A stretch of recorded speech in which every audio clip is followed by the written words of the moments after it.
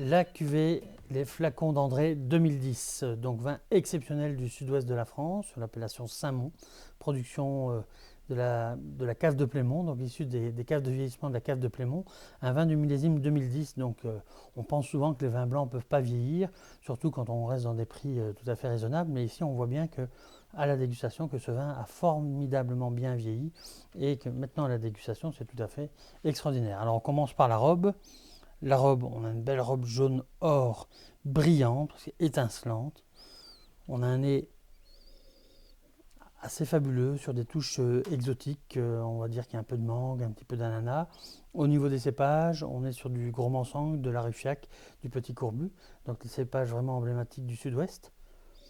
Donc on a vraiment un nez qui est remarquable et quand on le travaille, ça s'ouvre sur des notes de zeste de citron jaune, confit. On a un côté un rien épicé, c'est vraiment magnifique et on n'a pas une note d'oxydation, quoi. Ça reste plein de fraîcheur.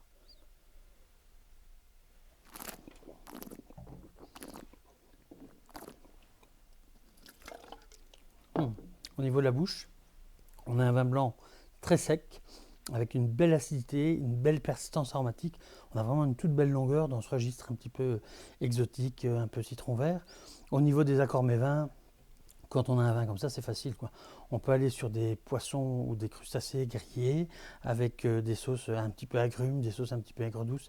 Ça peut très bien fonctionner. C'est un vin qui ne limite pas, je veux dire, son application. Il y a plein de choses à faire avec des vins composés comme ceci.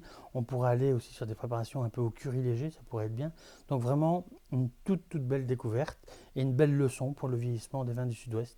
Je vous souhaite aussi une belle découverte avec cette cuvée.